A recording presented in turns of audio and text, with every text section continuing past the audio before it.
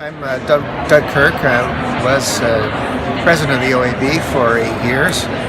Have stepped down from that, but I more importantly own a company called Durham Radio Incorporated, which has operating stations in Durham region, Ajax, Oshawa, Hamilton, and Caledonia, Ontario. And that takes up a good part of most of my day. Excellent. And Mr. Forsyth. Hi, my name is Andrew Forsyth. I'm a consultant, which is almost as bad as being a lawyer in our side of the business.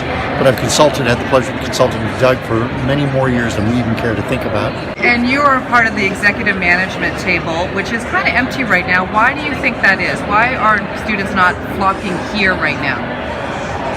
I would suggest, they're working their way up. It's like, where do we start in this business? Being up there would be really nice for some of them at some point. But I think, Doug got into this business from a very different perspective, which we'll talk about in a second. But I think most people that get into broadcasting start at the bottom and work their way up. So perhaps they're looking at the next couple of rungs, not necessarily looking at the executive office.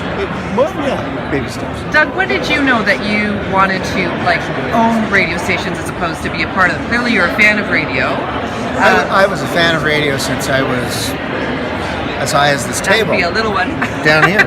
So I've always been interested in it and kind of followed my interest in it. Never was a DJ of any significance. I've been on air a few times, but never. I never had to have my own show or anything like that. I was always interested in how it all worked, how the technology worked. I call it the magic of radio. How you can start with something and reach millions of people, and how that can be a fun business. So it's always been on that side, putting the pieces together to build a business that can be a successful radio station, and you can have some good outcomes for a lot of people. I think the thing that the students will face now is being able to prioritize where their true talent lies. It's spreading it out over something. Don't put all your money on one horse. Yeah, I believe when I got involved and certainly interested in the business, radio was a simpler business. As you can tell, anybody in operations today, if you're on the air, you're operating 4 different platforms. It used to be 1. It was simpler in the sense that the media were more defined. Television was television, print was print, radio was a space, all kind of well defined. Today, you're operating in a very different communications environment. That's an individual in the world as it stands. And in terms of the radio business, you have to create a brand and an experience, not just necessarily on AM, FM, or HD, but you're also on all social media platforms and streaming, and you have to make something unique of value operating in that space today.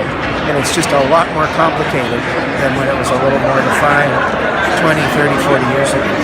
What are you doing for people out there? Why do they want to listen to you on a brand of an audio service, an audio station, not just radio anymore? But why would I do that rather than playing with my phone and listening to Spotify or listening to Sirius XM or whatever alternatives are out there? So it really has to come down into what value are you creating to pull people into that space. Okay, good advice. It's finding that point of engagement, because that's the point of differentiation. Broadcast has always been about what differentiates one thing from the other. It's just expanded many, many times. Perfect. Thank you, gentlemen. Okay.